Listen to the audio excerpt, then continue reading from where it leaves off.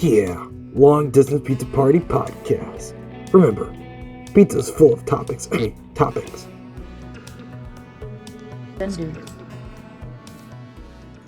All right. Hello, everyone. Welcome to episode 3 of the Long Distance Pizza Party Podcast.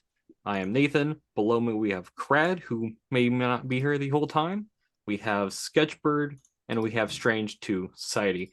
Talon will be joining us whenever he can, and so is Strange. Not Strange. I'm sorry, SillyBoy. There's too many S's. The alternative version of Strange will be joining. Yes. So he is active in our Discord chat, but he has not yet joined, which could mean that he is busy corralling kids or other things. Mm-hmm. Or dogs. Or dogs or any number of things. Stuff happens. So the topic for this week was suggested by Sketchbird, and it was favorite shows or favorite franchises. I think that's how it was worded. I'm looking at it. But I feel like I just repeated what someone else said, though. I don't want to take credit for that if it was someone else. I think all Sketch said was favorites, and then we were trying to clarify. Yeah, yes. I looked at podcast episode ideas, and it seemed like a lot of them were about favorites of different things. Yeah. And I was like, we could just, do a catch-all. Just go through them all. Yeah. Because I listed a bunch earlier, like a week ago, I think. Yeah, August 25th you did. Yes. Yeah. But before we get into that, did anyone watch the streamies? Or hear anything about the streamies? I did not, I just know Matt but Pat I did see hosted the link, or I did see where I think Rhett went off on Mr. Beast. There was a link, I don't remember which one. It was Rhett. Not being I there. think it was Rhett. To accept his own favorite creator award. Yeah, I didn't watch it, but I saw someone do like a rundown of stuff that happened. Like apparently award was involved in a blender. What? Like he got put in the blender and like apparently it was a whole thing. And then like they did a Mr. Beast challenge where you could win the special award if you stayed in this circle. It was all these weird things which like felt like a dumpster fire. Like an AI got involved. Oh snap. Oh good. It was like an AI like segment with like an AI Matt Pat. Oh jeez. What? Yeah, like he started making like political jokes. Oh wow. Which is great, and like a group of people, like a group of nerds is great, like great idea. Like apparently it like became like every year they do streamies, which I don't know why they keep doing them because it seemed like they're a problem every year. Like you always hear about it in some capacity. Seems like they like drama. Apparently. But like, Matt Pat, seeing his videos, he has very well constructed videos, which apparently he did like a pseudo video on stage. But like, I don't know. I feel like you could do something different with the streamies. Yeah. I understand. Matt Pat's the only one of like any of those guys that I actually follow. So yeah. Like I forgot the stream. I don't even pay attention to it, but someone on TikTok had posted a video about it. So it was like, oh, that's a thing. I forgot they're totally doing that. But I don't even know what they awarded the streamies. I don't even know. Streamy, probably. Just streaming is probably just like Emmys, but for streamers, I guess. I guess. The world needs another award show. It sounds like they are hype it up for drama reasons. So. Well, people got mad. Oh, for sure. They got mad because Dream got one. Why would they get mad about that? Because apparently, according to this one person, he hadn't posted anything this year. So, but he still got it. Yeah. But I'm sure it was from when he did his face reveal. I'm sure that's from what it's from. Oh, I'm sure. Because that was a bunch of hype, which I don't understand face reveals. But like, I understand the idea of face reveals, but like, why would you do it if you're not going to reveal? Like it doesn't make any sense to me. Why you do the face reveals? But I don't. You get enough fans, people want to see what you look like. I guess. I'm sure Sketch is going to experience that at some point. Right? The weird thing was when people start making fan art of me. Jeez. Yeah, no. I entertained doing a face reveal when I started YouTube. I was like, I don't want to show my face, but I'm like, that seems like too much work to like obscure it. So I'm like, nah, I'm good. I was like, my excuse is I'm allergic to makeup. and I do not look good on camera. No, I understand. So Like, apparently, what I get off in tangents where I have to look up things that bothers me. So the streams have been going on for 14 years. Yeah. And I did not know that since 2009. Yeah, I remember people talking about them like from other podcasts. Apparently someone got awarded for it. But like I don't know. I just never had interest. SillyBoy, SillyBoy just messaged. He's not going to join tonight, which I totally understand. So, if you're not up to it, I totally get it. So, but yeah, this is my second episode, and I'm wondering, do you guys like ever start on topic, or no? Well, I was going to ask, has anyone watched the first 2 episodes of Ahsoka?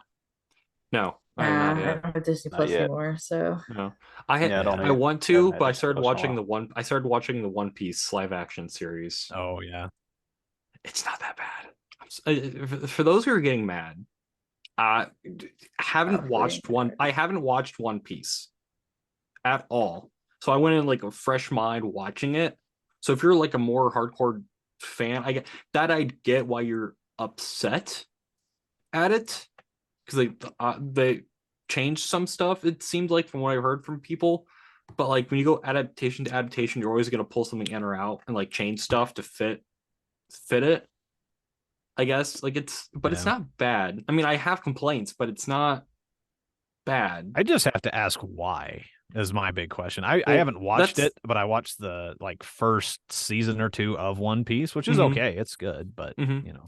Well, I think it's like my friends are really hype about it. I haven't heard anything from them since it actually came out, but they were really excited about it earlier. I think it's just, why are there any anime live action adaptations? Money. Like I think okay, yes, the real answer is money, but like, well, I don't know. Haven't you ever wondered, what stuff would look like live action? No, I've never wondered, and like, and from what I've heard, none of them have worked. Like you got Avengers posters behind you, but that's not an anime. That's not an anime though. That's not an anime. It's based on comics, and animes are based on mangas. It's the same thing. Yes, but there's things that happen to anime that doesn't happen in comics where it's different. Okay, there's a clown character that can segment his body apart, and it looked like. Have you read comics? Yes, I have. I have a pile sitting right here that I need to read. Because I'm pretty sure early comics, they had some pretty crazy stuff in them too. Yeah, they did, but they've toned a lot of that down for the MC. Yes, like it's. I get what you're saying, Sketch. I guess. Yeah, it's different. It's weirder going from like the anime medium into like live action, because anime gets away with way more because it's like a 2D cartoon, so like they get away with a lot more. Yeah, like that medium. Like it's. I just I can understand not wanting live action remakes, like Disney live action remakes. I am pretty tired of those. Yes. Like just they keep picking the wrong movies to do rehashing cartoons over and over again. That I can understand, but like a popular series, but like just like a reimagining of something. I don't think there's a reason to poo-poo that, unless not necessarily if it's done genuinely right. Or even if it's like a live action spinoff of, like they did like Shanks, like a live action series of Shanks, but it's like before One Piece. Or something like that. Like that could work. And like this show, I guess you could describe it as, let's get newer fans who probably wouldn't watch One Piece because it's been going on for so long, if that's the original intent. Yeah. But like, I heard someone say something about that was part of the intent. Yeah. Oh yeah. And like there's a clear love. There's a clear love for this show, like the people that worked on it. Like it's not bad. There's some weird acting choices in it. Like the guy that is playing, I don't remember his name. He's like a side character, and one of the main Straw Hat pirates. The actors look too similar, and like I'm like, did they get the same actor or not? They're not the same actor, but like when it came to the casting, like it was, and like some of the like acting, like there's some really strong actors in it. Look like in the anime. No, I know, but like I can't place. I don't because I've I know nothing about One Piece. I just know I don't either, and pirates I know there's some and a of stretchy the guy. characters. Yeah, I can't remember his name. The blonde guy. I can't remember his name. Zoro? No, not Zoro. No. I can't think of his name. Shinji. The actor that's Shinji. The chef? Yeah. Okay.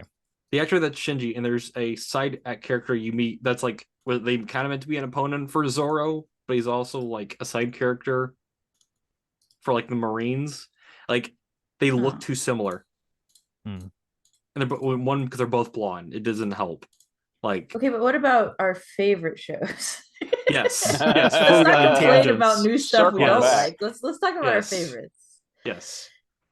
I gotta say I really like Transformers. Transformers is I gotta say one of my favorite franchise, and I think it's one of mine. One because like it's a catch-all. Like when you get into Transformers, like you're introduced to like several different concepts, and depending on which adaptation you go with, like you have the fighting robot concept, but then you get into like the fight of good and evil concept, and then like later if you really want to get into it, like the more mature stuff where it's like it becomes like a political thriller.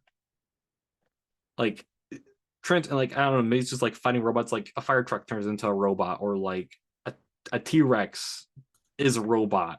Like it tickles a kid's brain because it's like a little bit of everything a kid likes. Yeah. And it just goes forward. And when you go into it, like I can appreciate majority of the Transformers series, all of them, including the movies, to a degree. Like I don't advocate for the movies. I wouldn't recommend watching the movies. But like there's stuff I like from the movies that a lot of fans like and has been moved on into other franchises, like in that series. Like there's core stuff that people enjoyed. It's I don't know, it's just one of those things. And same like I like Ninja Turtles because again it's that catch-all. Because if you like Ninja Turtles, you like sci-fi and you like ninjas and you like it goes everywhere. And like it quickly goes from like grounded to like oh they're in another dimension. Yeah. So it's like, and then you hear people complain they want grounded Ninja Turtles, but then it's like that's only for like a couple issues, and then it quickly like went into there's brain aliens. So it's like, true. Or if you go on the original comics, the Shredder died and came back and he was worms. Whoa. Okay. Yeah. Like people forget that. That's a thing in Ninja Turtles that some people kind of forget. I don't.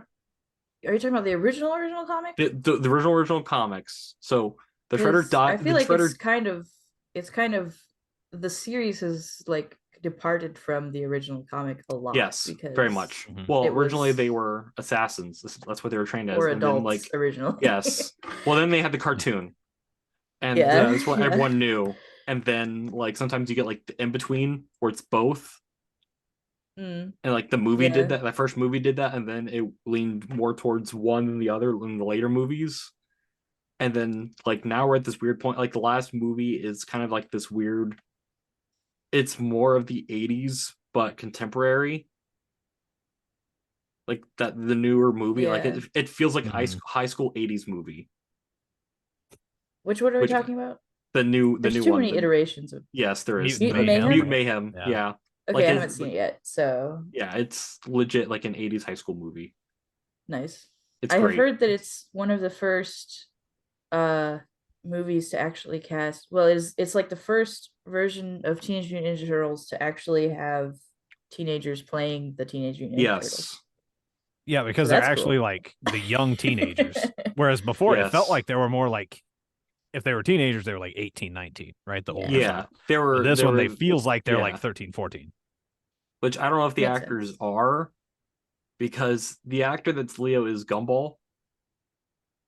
Oh, really? From Amazing World Gumball. Really? At least one of them. Because like they had two actors, I think, for him, like at some point. So I don't. So at least in the movie, like they're 13, 14, 15. I think they're 15. I think they make a point and say they're 15. Okay, but still the younger style. They're not. Yeah. Yes, and that's with franchises, especially if they're long running, especially if they start in the 80s. There's many versions you can get into. And the problem with some of these franchises, I'm gonna point Transformers, they always stick with one point in the franchise. Like with Transformers, it's always like, oh, we have G1 and then you have the movies. So then you have like one group like, I like G1 and that's it. But then they don't move on. And then that affects the franchise.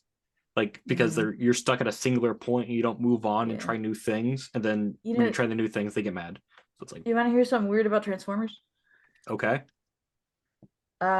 So I grew up like pretty sheltered, just kind of out of how my life went because we were missionaries and I didn't have access to cable where I was, right, or any kind of TV stuff. So I didn't know about Transformers until I was, I don't know, 12, and I one time had a dream that had Transformers in it before I ever heard about the Transformers. Really? Yeah. That's weird. Okay. That's maybe I don't know, maybe just like the concept is something that I had come up with also, because humanoid robots are a pretty standard concept, I think. Yeah. Giant humanoid robots. I can see that. Yeah. I probably just came up with it myself. And then but just a weird thing. Yeah. Anyway. I'm that generation. I grew up in the like late 80s, early 90s to mid 90s. Right. So that was like peak time for Transformers and Ninja Turtles. I never liked the Transformers. Honestly, I've never been interested in mechs. I think Zoids was like Zords. Zoid? The animal ones. I don't remember. They only ran for like a short time. That was the only one I ever got interested in. Zoids. That was Zoids. Zoids, yeah. So that one I kind of liked a little bit more than anything else, but like even the animes like Gundam and stuff like that, I know. Yeah. But I love the Ninja Turtles. Oh yeah. But you say there's a lot of people that like the cartoon, didn't care for the movies, don't watch the movies. I actually watched the first 2 Transformers movies and I really liked them. And I want to watch the rest. I just haven't got around to it yet. And I don't know what the difference is, but it's to me. They progressively get worse. That's so negative. Okay, here's the thing. I don't dislike the movies. I don't like some of the choices. Like I don't like the human characters. He's a Shia LaBeouf fanboy is what he is. What are you trying to say? No, I'm not. Just kidding. No. I don't mind human characters in Transformers, but like you have to have even mix. And like I don't know, some of the designs I was like, oh, this is weird. Like I'm like, oh, I kind of like this design, but then some of them were like you try seeing it. Yeah. It's like, and then I feel like sometimes when they make those adaptations, like you said, they focus too much on human characters that are added as opposed to the originals. Like Transformers is a big one, and I think Sonic the Hedgehog movie is another one. And that's why Sonic the Hedgehog 2 is better, because you actually have a lot of interaction with Sonic and Tails and Knuckles. Yeah. And the human characters get pushed off until the wedding scene. But yes. But the human characters get pushed off to the side for a lot of it. And I'm really hoping for 3, whenever for 3 happens, to really just kick those guys out. And now we're going to have spoiler warning, Shadow and that whole thing, which is going to be awesome. And hopefully Eggman comes back. I know Jim Carrey said he was done, but hopefully I think he'll come back. I think he liked being Eggman, so I think he'll come back. Yeah, he was fantastic Eggman. Oh yeah. Despite he didn't get the look until I saw the big mustache, and that was awesome. But yeah, it was the first movie. It was good for a video game movie. It was good, and then the second one to actually dive into Sonic and Tails and Knuckles was fantastic, and I loved that movie. Yeah, I really liked it. I feel like the first one is a little bit of a Eggman origin story, kind of. As far as that character goes, even though he's not really had origin. I mean, they've built lore in the him. comics. He did. Yeah, in the comics they built lore for him, which the thing was like. What are like with humans, like in Sonic it's weird because like sometimes there are no humans, like it's only on that planet they're all animal people, and then like sometimes there were humans at some point, and then they ping pong. Yeah, from what I understand, technically, like Sonic is from a place called South Island, so it's an island that's kind of separated. So Eggman kind of came in and invaded that, right? Yeah, and then you had some video games where it was kind of weird, like Sonic Adventure. As much as I love the Sonic Adventure games, 06. That was kind of We're not talking about 06. We don't talk about 06, but Sonic, it was weird. But the one that I think that did it really well with the human characters was Unleashed, because they were a lot more cartoony and it felt like they belonged with the Sonic characters, right? And that one I thought they did really well. And then of course now the current is you're adding a lot more animal characters, anthro characters, and Eggman's like the only human. So it's kind of weird, but I like the addition of the anthro characters. And building that more. So it's I appreciate Sonic. I read a lot of the Archie stuff. I haven't read any IDW stuff because like Archie lost the license. Right. But like, and I remember like them being human characters, but I'm like, where are they from? Like my understanding was there was Mobius, the planet, and it was all animal people. Right. And like Eggman was like humans are an interesting concept in otherworld media. Yes. I feel like that's a thing we could really explore. Well, the there's placement of humans in other worlds, like Pokemon. I've noticed Pokemon, like humans seem out of place in the Pokemon world. Right. And it's like, what isn't Pokemon? Aren't they like all the animal species been like what happens to all the other ones, like the deer and the dogs? Like, where do they fit in it? Or do it's like they don't though. That's my I don't play Pokemon. Well, I haven't played Pokemon, so Pokemon. Okay, that makes more sense. There are no other animals or insects. It's completely them. As far as I'm aware, there's never been any like normal animals in. I've heard they originally meant for there to be normal animals, but then they like ditched that concept. So well, it's like there's also like this trend of like, well, we have to have this franchise go into the real world. Namely, the He-Man bugs me so much. Yeah, namely the He-Man movie. Have you watched the He-Man, the original Masters of the Universe He-Man movie from with Dolph Lundgren? I did not even know there was one. So it's right. So it's after Dolph did Rocky 4, I think, but he's still learning English.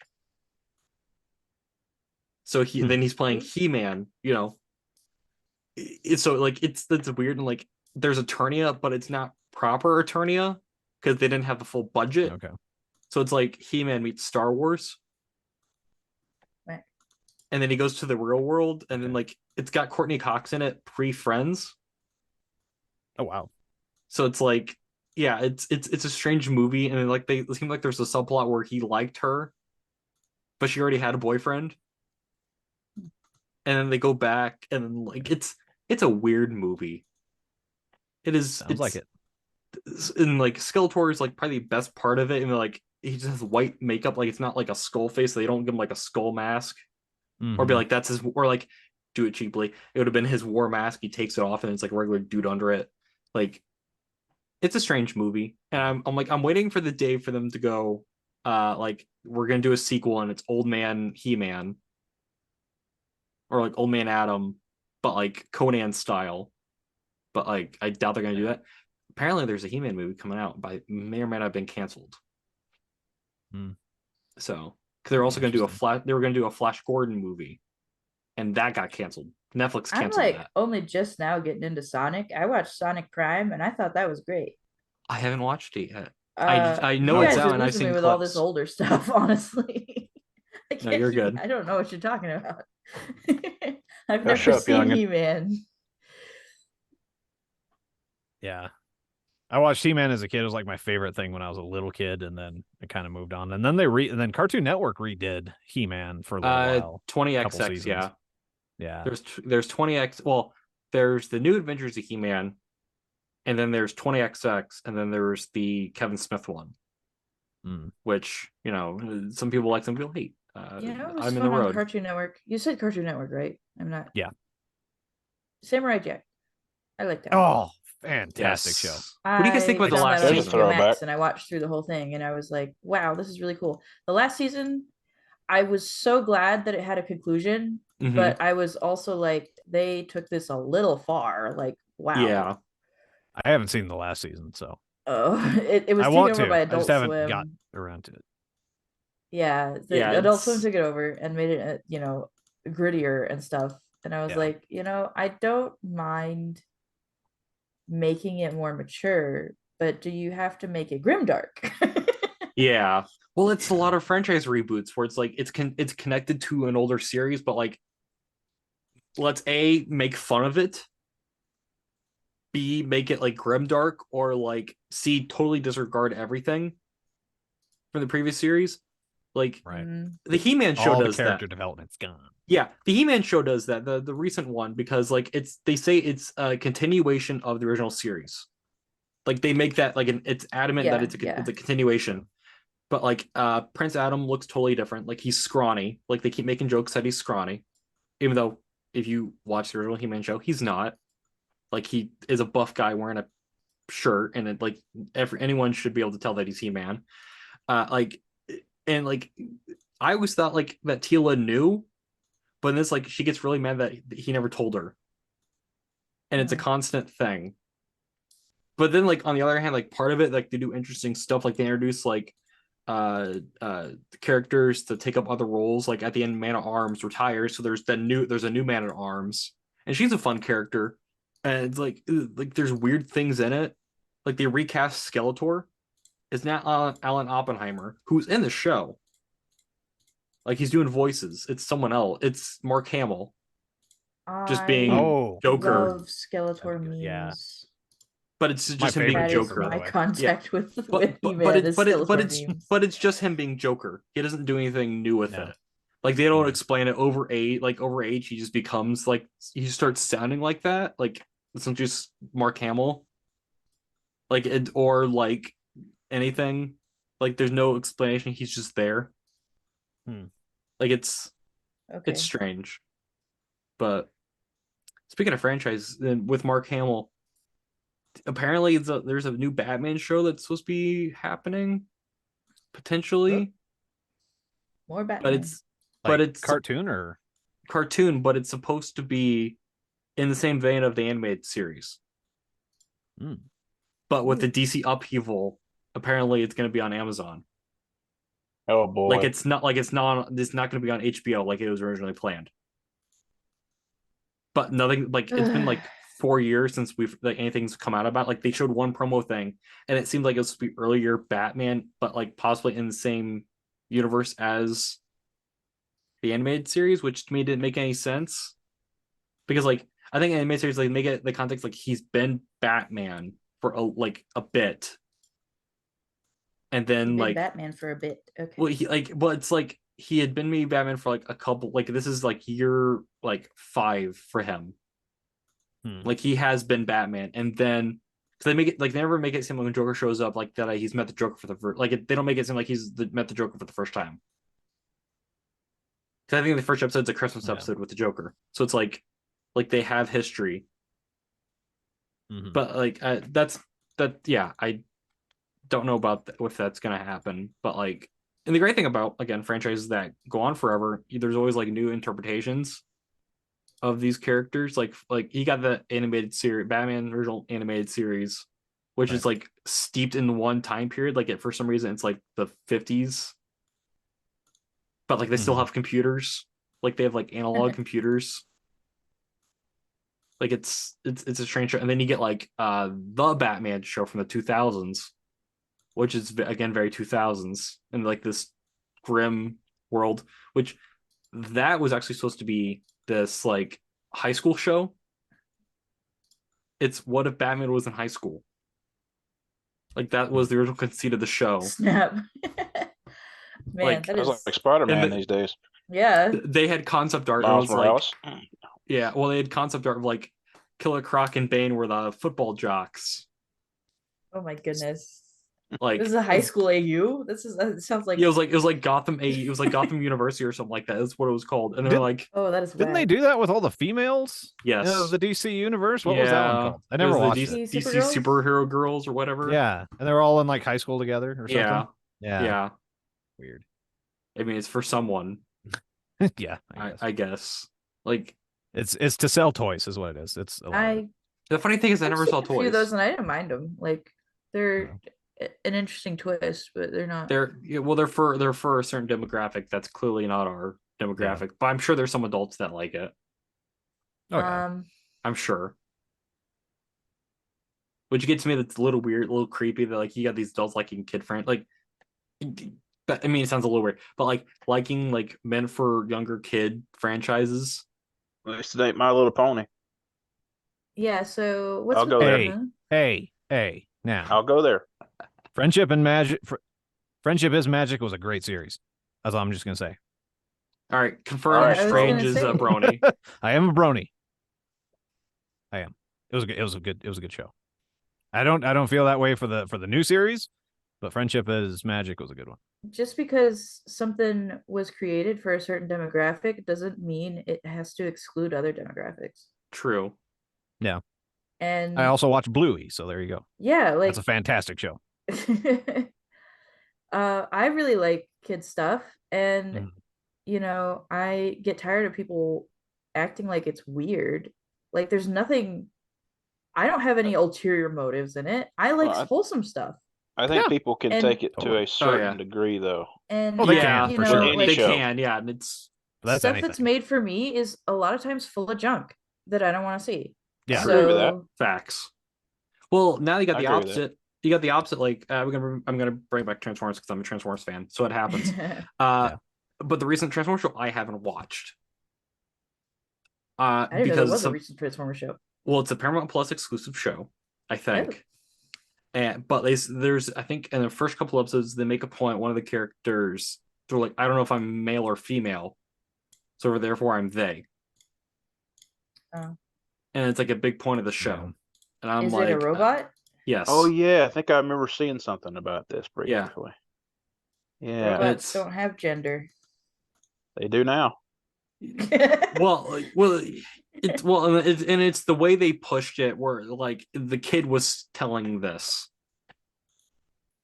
and that was the point. And I'm like, oh, that's strange.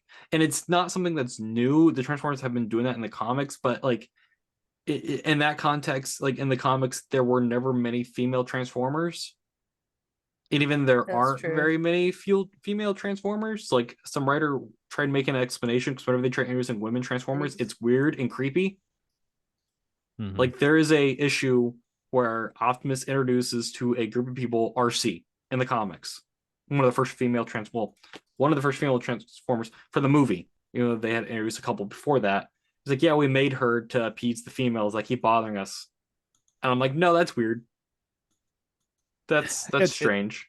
But in the context of what they actually are as beings, right? Isn't it? And granted, I only have the knowledge of the movies, so I don't know how much that they borrowed from that. But isn't there this the whatever piece it is that makes machines come alive? Allspark. That's what it depends. Again, with franchises, because there's multiple origins to certain to each franchise. Right. Originally, the Matrix didn't show up till the 80s movie. The Matrix. Before that, it was just they were there. That they had some creator, and then later it was like this warrior race created a servant class and the warrior class, which became the Autobots and the Decepticons. And then like we made some female Transformers, but robots, but those weren't that popular. They were meant for our higher our higher upper sellers that wanted company. They didn't word it like that, but they kind of made it where like not many female Transformers were made. But it's strange. It makes me think of like the Smurfs, because do you know Smurfette's backstory? No. So was she made by Gargamel? Wasn't she? She was made by Gargamel because there are no female Smurfs. Yeah. She was made by Gargamel to lure the Smurfs into her trap. But before that, there were no female Smurfs. And then eventually she turned good or whatever and joined the Smurfs. But same with same with Ninja Turtles. There were no female Ninja Turtles. A little weird. Until the live action series they made, and then actually broke up the creative duo of Ninja Turtles. Because one didn't like them being a female Ninja Turtle. Because he found it like creatively bankrupt. Which arguably it was. But you lost me. I feel like this is gonna get into a deeper argument with a girl on your podcast pretty quickly if you keep going and go down this road. So let's not, because I'm sure it'll get clipped out of context and someone's like, they're being mean. Which we're not trying to be, but no. Let's summarize it like this. All fandoms are for everybody as long as you don't go too far for it. Yes. Yeah. Well, I feel like, anything's got boundaries. There's, there's going to be pervs everywhere. True. And so you can't assume unless, you got to be discerning, Yes. Mm-hmm. It's fine. I have friends that like My Little Pony. We made fun of him for it, but to be fair, he had nieces, so I think that's kind of how that worked. How that started, yeah. Yeah, and then he's like, "Well, the story's good," and we're like, "Okay," but the animation's nice. Yeah. I got on it because there were a couple guys in our youth group back when I was leading the youth group that were like, "Oh yeah, we like My Little Pony." I'm like, "Really?" And they're like, "Oh yeah, it's a good show." So I'm like, and then I checked it out. I'm like, it's a pretty good show. Yeah, the same people talk about. When I first saw it, I was like, why do they have beaks instead of like actual horse muzzles? Yeah, but I got used to it. It's just stylized. Yeah, right. It's like it's the same way about people talk about Gem. Who? Gem. It was like it was for girls, for also for guys. It was supposed to be like they're musicians. Yeah, I remember that. But they used like an AI to like make themselves look like rock stars. And then it had a horrible movie by the guys that do like all the horror movies. What? I don't remember this. They made a horror movie about it? No. So the guy that is known for making low budget movies, A24, the Blumhouse guys, they made a Jim and the Holograms movie. Oh, Jim and the Holograms. And it's not good. That's what we're talking about. So yeah. So yeah, it's low budget franchises is another thing. It's like when like going too far, like that scale of like let's make fun of it versus let's just turn all the way around, like a full 180 into something it's not. Like what was it? Banana Splits. No, they made that Banana Splits horror movie. That's going back. Wow. They made a Banana Splits show? Yeah, they made a horror movie of it. With the costumed animals? Yes. Somehow I can understand that. Well, like I don't like the concept, but I can see it happening. Well, because originally it was a Five Nights at Freddy's script. And then they just threw in the Banana Splits characters. Because that's what you do. Wow. Yeah. And oddly enough, the Banana Splits versus the Suicide Squad was like tamer than that.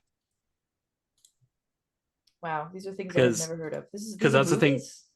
The thing. The horror Banana Splits movie, yes.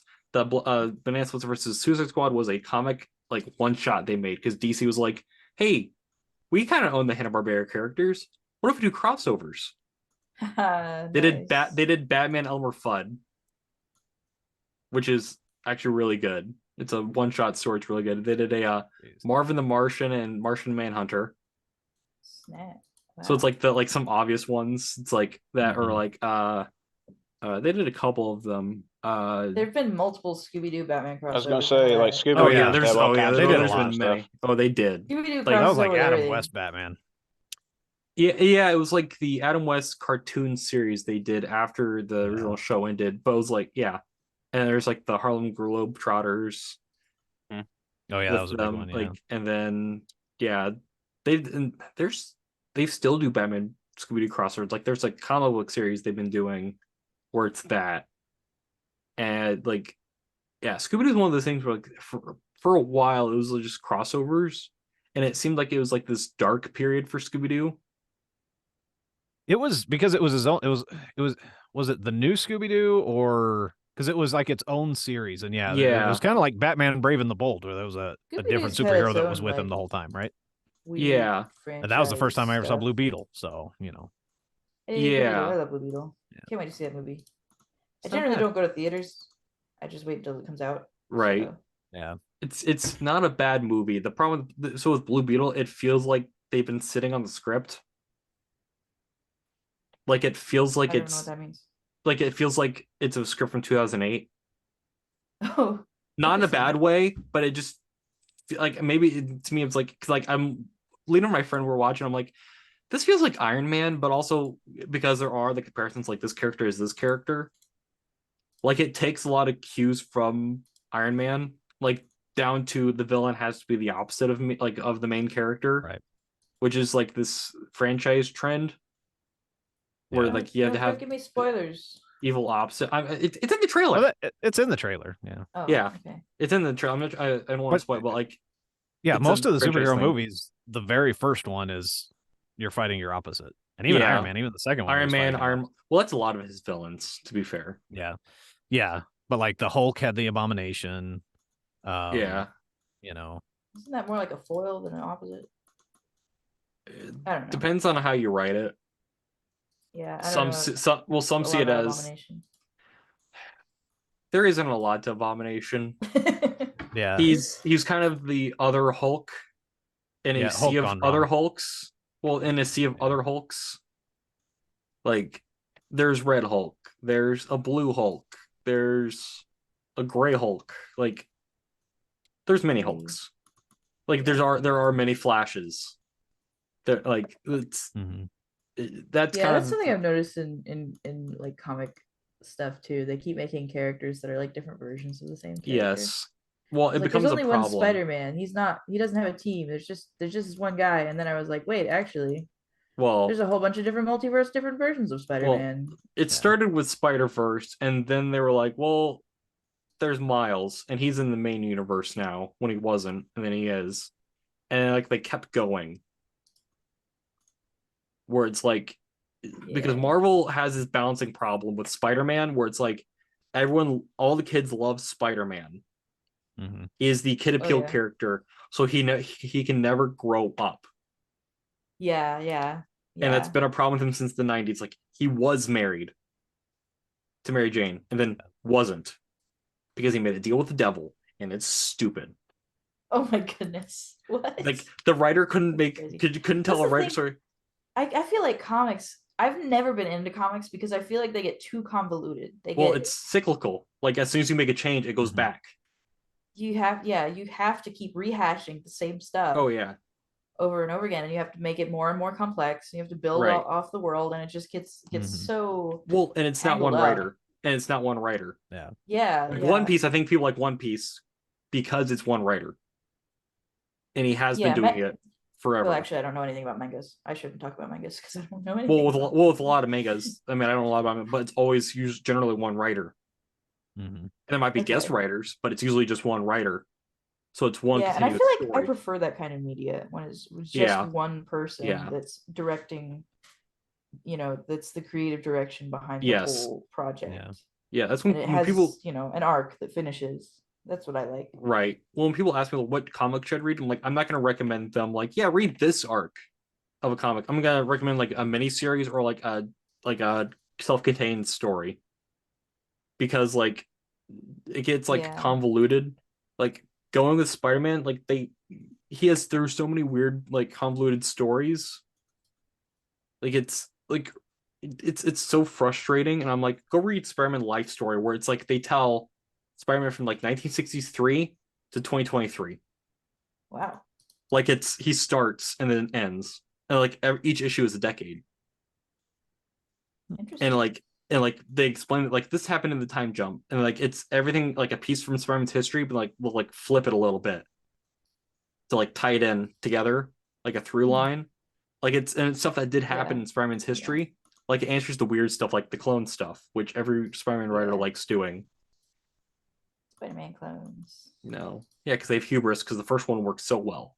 What do you guys think of Ben 10? I really like Ben 10. I watched it myself. Either. I really like it as a concept. I don't know if you like the reboot of it. I don't know if you like the reboot. Is there more than one? You mean the actual like just called Ben 10? I haven't seen it. Oh, I was talking about like the kids series they restarted with. Yeah. I didn't watch that one. I was like, that looks like it's kind of. I watched some of it. I watched it, and it legit will rehash episodes from the original series. Mm-hmm. I'm like, oh, this is just a little worse than that episode. I'd rather go watch that episode where it was a little better. Same as the first, a little bit louder and a little bit worse. Yeah, it's like if someone like, here, you can copy my homework, but you change a little bit. Like it's yeah. But then like later it did become its own thing. Like the thing is, I never got to finish because HBO Max. I started watching Ben 10 on HBO Max, and I watched all of the very original show, Ben 10. Yes. And then I watched all of the next one. Alien Force. I checked the publication order to make sure that I got them in the right order. Alien Force. And then I started watching the third one. Ultimate Alien. The Ultimate Alien, and like about halfway through watching that one, HBO Max deleted a whole bunch of their Ben 10 titles, and I never got to finish. So because they like got rid of a bunch of stuff for some reason. Like I don't understand why they did that. But like Ben 10 ran into the same problem that Spider-Man runs into, where it's cyclical. Yeah, like he had character progression, and then like partway through what I liked about it. Yeah, well, partway through the original series, they kind of like did away with a little bit progression because like the kid appeal, and then like he had character progression in Alien Force and then did away with that. Had character progression in Alien Force, did away with that. Omniverse, like by Omniverse, like, he had the personality that the writer, like these people wanted, that everyone likes, and like he had some progression, but it felt like other characters got the progression more than he did. Like it's I think it's strange. I think I like more independently made superhero stuff. Yeah, because like Marvel and DC, they're so old and they're so giant. There's just so much going on in the universe. Well, then they start sipping on their own Kool-Aid, and then it's like, and then it gets out of hand. And so I like it when like somebody comes up with a concept. They're like, what if this? And then they just make this one story about this one person. And they can, the world building progresses and it gets bigger, and that's cool, but it doesn't outgrow itself, Yeah. This is where one of my favorite series is Avatar: The Last Airbender. It had 3 seasons, and that was all it needed. It finished its story, and it was done. Now you have The Legend of Korra, which became its own thing. Not as good, but still, I don't know. I thought it was worth watching, but Avatar: The Last Airbender was a fantastic series. The character growth was amazing. The story building, the world building, like everything was amazing. And once it was done, it was done. It was done. That thing was a masterpiece. Yes. I don't want you guys to complain about that one. I'm not. Oh, I have nothing to complain about. Now, Korra, we could complain. Korra, you can complain. Yeah, of what I've watched. The original, Well, and again with Korra, it became, you have a franchise where they want to add to it. And sometimes it's the original writers, or it's different people. But writing sensibilities change.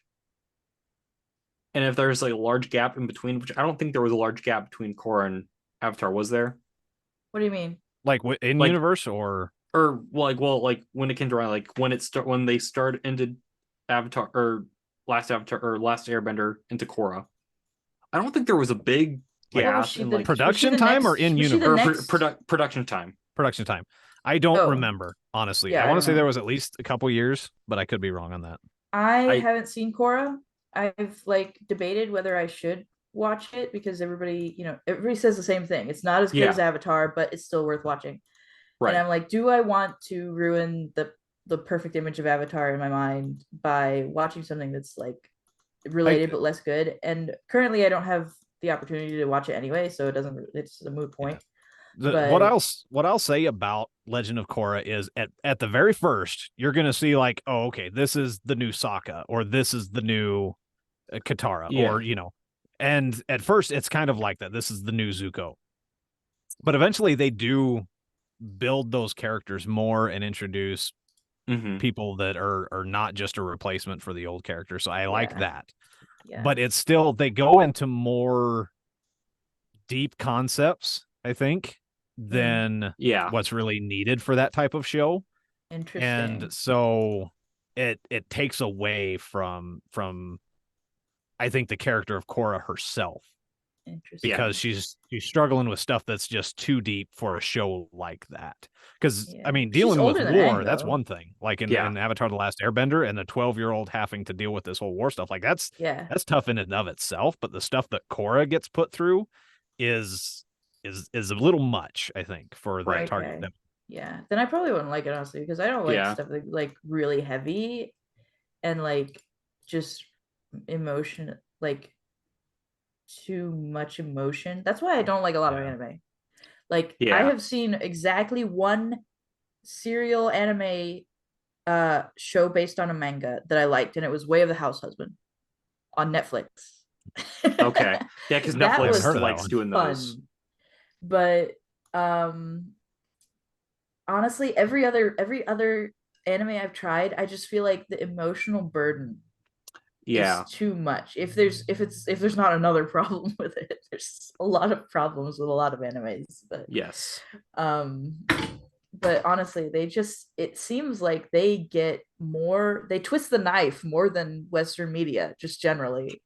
And I kind of wonder why that is, but I think it's a cultural thing, because I heard someone explain that anime goes into a lot of the character growth and following this one character and their growth and having to be put through trials and this whole like just journey of this character. Was Western anime, you get more of just kind of a general world stuff that's going on and build off of that and multiple characters and things like that. So, and it's weird because like I appreciate, it seems like Western cartoons have gotten to where they aren't as afraid to get deep. And like talk about concepts that kids that more than just fun shenanigans, and actually talk about moral dilemmas and whatnot. And I don't mind that. Like I have mixed feelings about Gravity Falls. I watched that whole thing and I was like, that was I don't know. So maybe I'm wrong. Maybe I'm wrong about myself, because it seems like all the actually deep cartoons, I don't watch them. I really enjoyed Avatar: The Last Airbender, but most of those, like I don't know, Steven Universe, Adventure Time, I never got into those. So, and Gravity Falls was also like, I watched the whole thing and I was like, that was a bit much. My favorite cartoon is Phineas and Ferb. Yeah, I never you guys know that one? That one's good. I know of it. I've never watched it. Did you are you gonna watch the reboot? Or not reboot? I don't think they're calling it reboot. Whatever they're calling episodes, it, I guess. Well, whatever. Well, they keep. I am in a weird place right now because we're basically at the mercy of streaming services, unless we pirate, which it's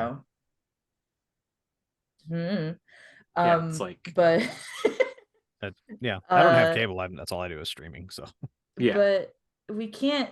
There's no way to like pick and choose what you're gonna watch. No, you have to have this thing for this thing, the other for the other. You gotta pay for so much more than you actually want. It's like, man, it was easy in the day when it was just Blockbuster. Just like when Netflix actually sent you stuff. You just picked it and you rented it. That was nice. I got a lot of my stuff from the library, to be honest with you. I should probably do that again. They like the entirety. The series I was going to bring up was the Stargate Universe series, and I watched all my most of my Stargates was from the library. Like they had the complete series, and I would just go and just devour series after series of Stargate, Atlantis and SG-1 and all the rest of it. I did that with Doctor Who. I do need to look into the library resources because that's something I always forget about. And it's free. Yeah. Library. It's free.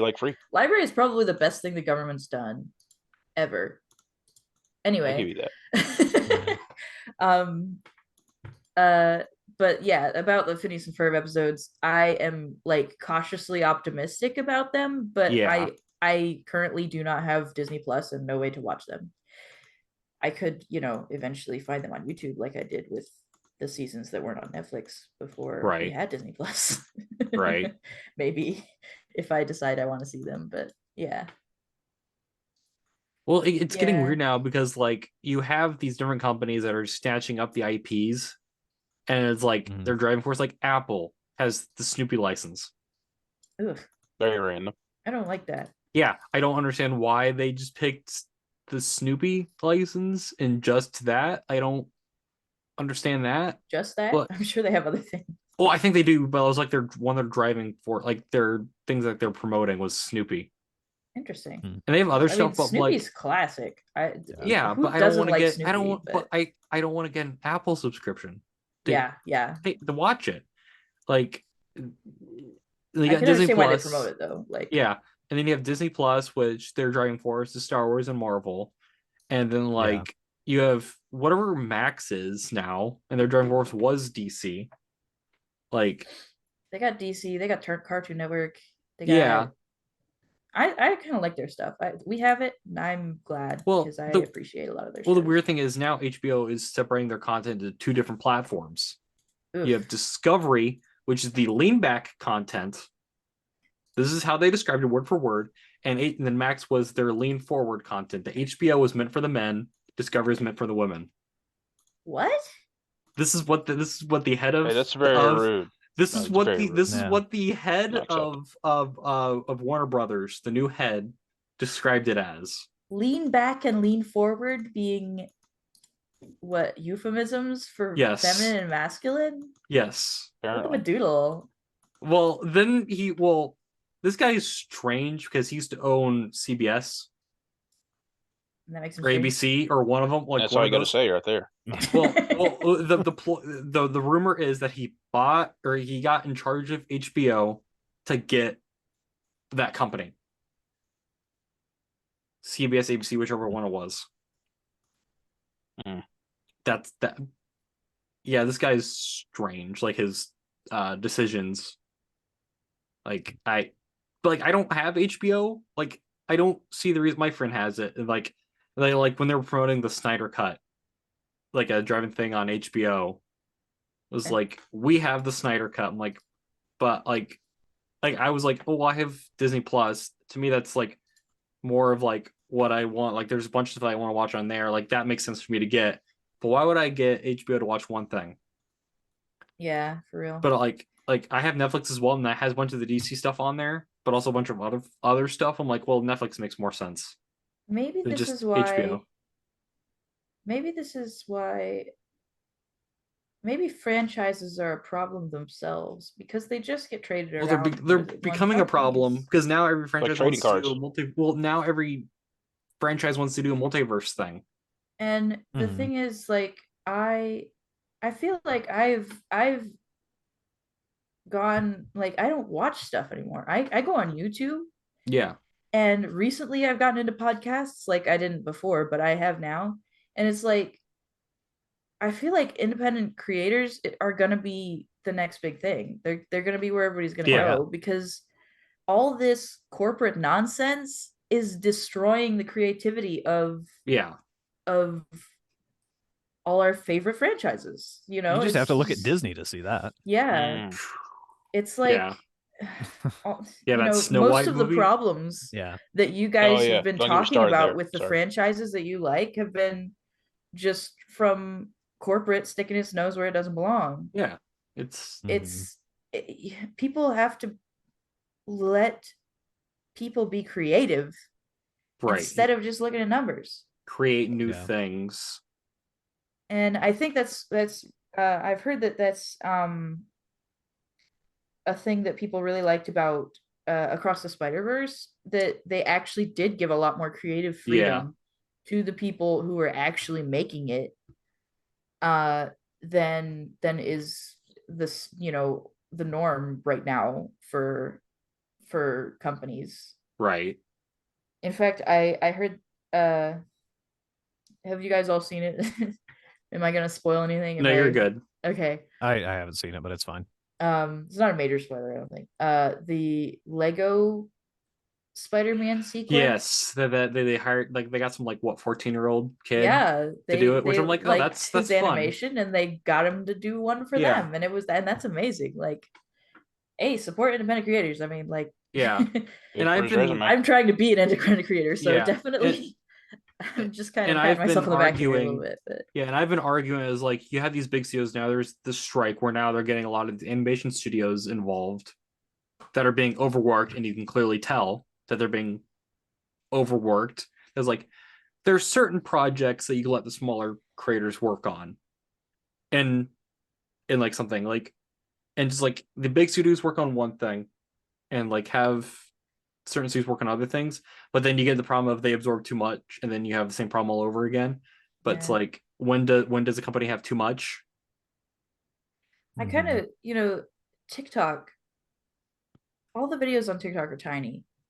But I think part of the appeal of TikTok is that it's everybody just like pulling out their phones and making their own videos. Like, these are like the most fundamental content creators out there. They're very authentic. Well, a studio tried doing that. There was a whole streaming service about that. It was called Quibi. Quibi? I've never heard of it. So it was essentially they would shoot a whole movie and cut it into short segments in a vertical format. Oh, interesting. That's weird. But like apparently it tanked because none of it was made for that. It was these movies that had been floating around and that this company had bought and then cut into, like, Liam Hemsworth is in one of them. It kind of sounds like they tried to capture the essence of TikTok and got it completely wrong. Yes. Because that's not the authentic pull out your phone and make a video creator. That's just the format. Right. It doesn't matter.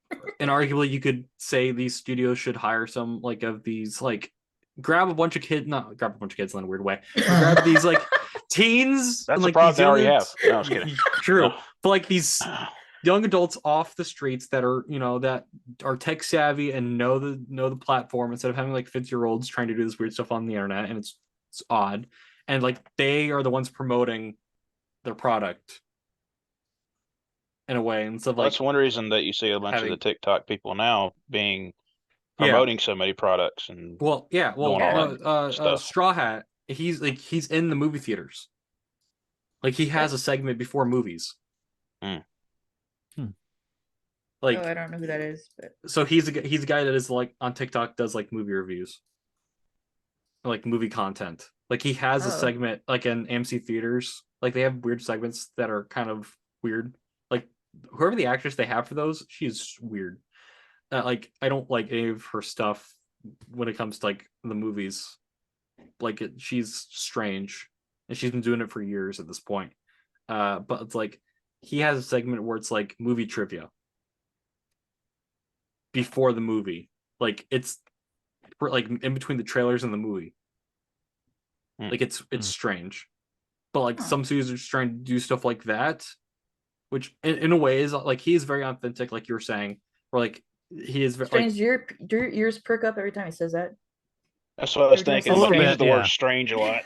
Yes. He's like, strange. I was like, why do you keep calling me out, man? Yeah, he's like, that's strange. No, strange is over there. No. Yeah. It's like, where's my quarter? Yeah. Right. Yeah.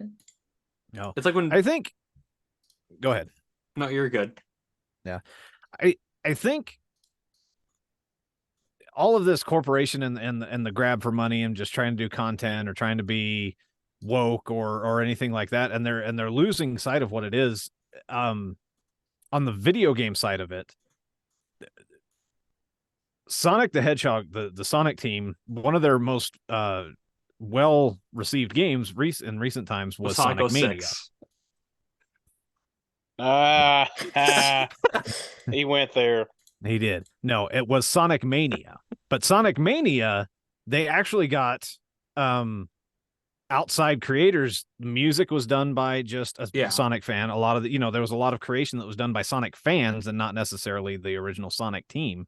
And that game blew up and became one of the most popular Sonic games, one of the most well-received Sonic games in years. What about the murder of Sonic the Hedgehog? Yeah, and that was fantastic too, and that was really cool. It was free. It was also free. It was also free. That helped a lot, but that was just it was Sonic fans. I think some of them from the Sonic team as well that just were given the license. Hey, go ahead, go make this Sonic game. If this is something you want to do. and then we'll release it. Then it was released on April Fool's Day, and it was a fantastic game. It was well done. Yeah, it was really liked it's it. not their normal game. It was what do they call those? Story or visual novels. Yeah. Visual novels. And it was to bring in people who understand the characters and understand their history and are just given the freedom to have fun with it.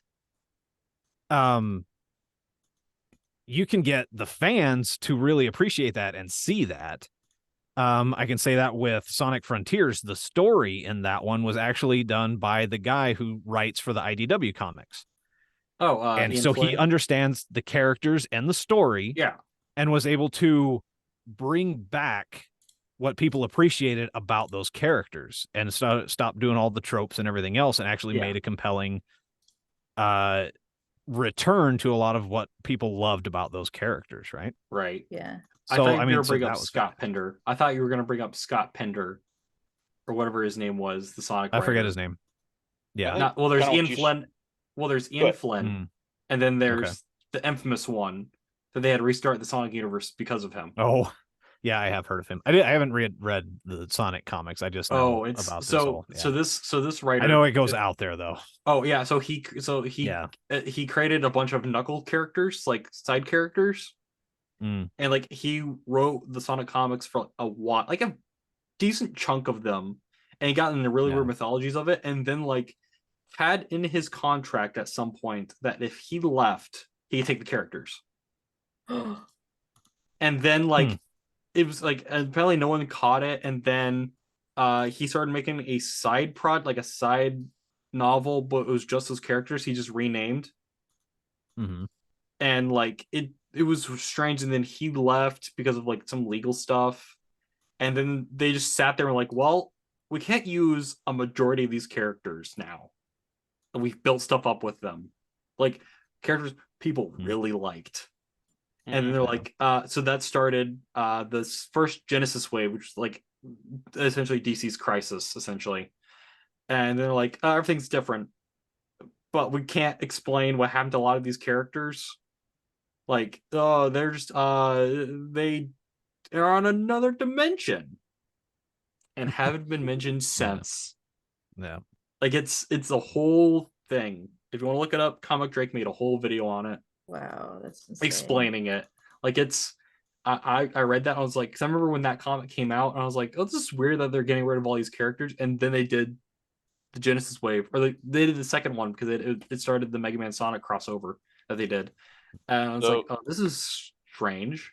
And this is a great segue for me here, right quick. Okay. Speaking of getting rid of characters, I gotta go. No, you're good. Okay, I gotta head out, guys. But I hope you have real quick. Favorite series? What you got? Well, like I said earlier, mentioned it kind of passing, but favorite series, that'd be hard. But like I said, there's been some times in my life, it depends upon the mood and everything that I'm in. But like I said, SG was always big for me. The original Power Rangers, of course, was big for me. I did enjoy some iterations after that, but to me, you couldn't beat watching the originals on a Saturday morning on my couch with cereal when the good cartoons were on. So that's just me. So big fan of those. But I'll catch y'all later, hopefully in the next podcast. All right. Yep. All right. See everybody. See ya. Yep. Ooh. All right. Now that he's gone, I couldn't get into Power Rangers. I just I was up until the movie. It was shortly after the movie I stopped with Power Rangers because they started like the Space Force or whatever else, and I never got into in that, space or like whatever. Yeah. I always knew of it and I knew it was around, but it was never like a thing I was interested in because I felt like it was too many concepts at once, at least to me. Because it's giant fighting robots, which is something I should be into, and then you had like the ninja aspect, or like depending on which iteration, and like it felt like to me there was too much going on, and it felt really hokey or cheesy. One, because they used it totally was because they used Japanese footage and like changed things. Like fun fact about Power Rangers: so in the original Mighty Morphin series, the Yellow Ranger's not even supposed to be female. Yep, it was a guy. What? In Japan, it was a guy. Yeah. And you can tell if you look at some of the footage, like it's clearly a dude. Yeah. And then they made it a female to balance out the cast because it would have been weird with just one female in the cast. Like, that's how they explain it. That probably would have been my favorite character, let me tell you. Well, then I've they always later been had, kind of a tomboy, so yeah. Well, then they I later like had the Blue Ranger, but yeah. Well, later they'd explain, where she went when the actress died. So it's like that's my thing about when it comes to long running franchise. Like, what if a character dies? Like, an actor dies in real life. Like, how do you explain their disappearance if they're like integral character? well, they had a lot of them get replaced throughout the series. Yeah, well, that was because they didn't because of pay disputes. But like, that's like it is a problem with like long running things. Or they go with comic books because another thing I like. There's a one writer in Marvel. He wrote at the same time was writing the Hulk and the Thor series at the same time, and he got maybe like 10 issues in, 15 issues in, and then left. Oh wow! Without any explanation. So then the guy in the Hulk series was also an artist. He wrote some Invincible stuff. He was a writer. He was the color or the artist on Invincible. So like he knew how to write. So like he wrote like the notes he was given, but then went off. And then like they got some other Thor writer, and those series kind of went downhill. Apparently he got in a car wreck. The writer did, and like got amnesia for like he lost like 6 months of his memory. Whoa. So like he couldn't write anything because he couldn't remember anything he wrote. And like to him, like if you look at whatever he wrote, like to him, he's like, well, this doesn't sound familiar to me. Like I can't just write on after that. That's a fan's worst nightmare. Oh, and well, the thing is, Marvel never did anything about it. They just ended the series quietly. And then they were like, well, people really like these characters, and so we have to put these series back out because fans are keep asking, but we've never heard anything. Like it was really, I really like the writer. I like his Venom run. I like some of the other stuff, like his like smaller series he's did, like his contained series for like other companies he did. And I heard about that. I was like, oh shoot, because like I hadn't been paying attention to the Hulk run because I didn't like where it was going, and it wasn't his fault. I feel like part of that was the whole situation. And Thor run, like I enjoyed large chunks of, but I'm like, oh, I kind of forgot about that. I was reading it. Like I was like, oh shoot. The Netflix Troll Hunter series, the actor for the main kid died in an accident. Oh shoot. Didn't Guillermo del Toro work on that? Yeah, it was his book. That's right. It's based on his book. I don't know how much he worked on the show. I don't know. I don't know because I know there was like multiple shows that were connected. My brother apparently really liked that show. Yeah, I loved the show. I pretty well liked the sequel show. The third show was okay, and the movie was awful. It's one of those that the fandom like rejects and pretends doesn't exist, basically. Oh, like Avatar: The Last Airbender movie. Yeah, exactly. Oh yeah, yeah. So speaking of Avatar live action, you gonna watch that live action series they're working on? Well, that's Netflix, right? I think so. Well, there's two. I don't have Netflix. There's two series they're working on. There's a continuation series that takes place before Korra, and then there's the live action like remake series. Huh. Yeah, I don't know. I don't have Netflix anymore, so I can't. I don't know. Well, I don't know if I'll be getting it back, but if it was there, I probably would. Yeah, just to see. If One Piece is a testament, maybe it'll be good. It can be because it's a series. They'll have time to develop the characters, unlike the movie did. Yes, that's there's that. That's one thing. To go back a little bit, and then also in this series, people dying. Did you all know that the voice actor for Uncle Iroh died in like season 2? And they had to replace him. Yeah, because he was also Aku in Samurai Jack. Yeah. What? Yep. Yeah, the I can't think of his name, but like, yeah, he's if you hear him in stuff, he's like usually the old man character. Yeah. Yeah. He was Master Splinter in the 2007 Ninja Turtles movie. Oh, nice. But like like it was towards the end. I feel like it was like right before he died, so like it was kind of like weird hearing him. That was before I knew that he would like die shortly after that. Mm-hmm. So it's like in the Transformers movie, Orson Welles plays Unicron, and then died right after that movie. Like they say, he finished his lines and then like died. So it's like that's crazy. Oh, okay, that's weird. It's like it's sad, but it's like weird because you watch the show and you're like, oh, there's when this actor dies. I think for at least a coup, they had someone else do the voice later, and I don't remember. I think it did with Avatar, but like Avatar, I know they did it more tastefully with Avatar. Yeah. So last year's Comic-Con, the guy who voices Zuko was there, and he talked about this.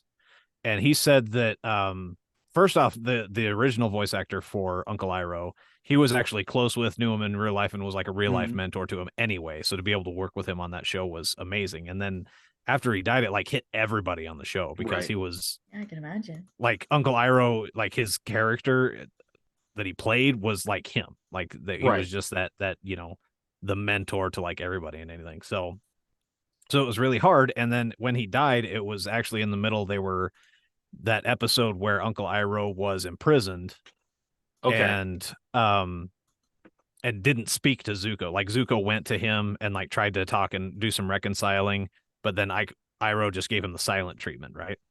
So a lot of that emotion was kind of going on with Zuko's voice actor in the middle of that scene. And then the next episode, when they actually brought Iroh back, or got a replacement for Iroh, they had him record in a separate booth so that no one could see him, but had his voice come in. And they said, he said that when they heard him, he sounded so much like Iroh, it was almost like having it back. And everybody just like practically broke down when they heard him read those lines. It was, super intense. Like everybody on that cast got like so close in that show. Like they were all just family. It was really, really cool to hear that story. Right. Yeah, when that stuff happens, it can make or break the show. Yeah. Or movie, like famously Black Panther. Wonderful. Oh yeah, I didn't know how they were going to continue with that. I still haven't seen the next one, but I want to read the original script they had, because I have a feel like like in that movie, the sequel to Black Panther is basically a tribute. Yeah, I mean, and it's so intensely a tribute. Yeah. I mean, I appreciated it, but I feel like it kind of overcame the superhero aspect of it. Yeah. Yeah, I want to read that original script where that, like, to see what they originally wanted to do. Because like you said, like it felt like that overcame part of the movie. Like part of the movie I liked, and then there's a certain point where it turns. And I'm like, I don't know if I like it or not. Like it affected it affected my thought on the movie. Like it's going in, I was like, oh, this is like I was interested in what they were going to do, and it's like it kind of goes into the weird factor of like I don't want them to do CG AI, like have them in there like what Star Wars did for a little bit, because I was a brief period where Star Wars was doing that, like or like that, like or now, well now it's a thing again where they're doing stuff like that, like where they're having AI bring characters back essentially. Like they have Darth Vader, it's gonna be a AI now. Well, I mean, what else are you supposed to do? Yeah. Like, well, the actor's still alive. You can't replace that voice. Well, the actor's still around. He doesn't want. He just retired from the role. But it's like, I guess that's what the strike's about, kind of. Probably. Yeah. Well, Actually, apparently, Stan Lee's estate sold his likeness to Marvel, so now they can AI him. Into things, which is creepy and weird. Yeah, I don't. On top of the other stuff that was going on when he died, it's weird. I don't like that. I feel like that's disrespectful in a way. Yeah, it's like not a good. It's not respectful to his memory. It's on top of apparently blood was being sold before he died. Like it was in pens and like this all like reportedly his daughter was doing it or someone close to him that was taking care of him. It's a whole thing. I remember reading that. I was like, oh, this is creepy. This poor old man doesn't even know what's going on. And it's like, I'm getting pretty tired and this is getting pretty weird. And I think I'm like ready to. Yes, this is a good end for the podcast before we get into Mystery Corner. Yeah. Right. So appreciate those who viewed the podcast, and maybe you're missing some other castmates. They hopefully will be here back next week. So Sketch, where can they find you? Let's see. I mean, I have a YouTube channel. It's not a lot on there yet. Hoping to get some stuff ready soon. That's Sketchbird Tries.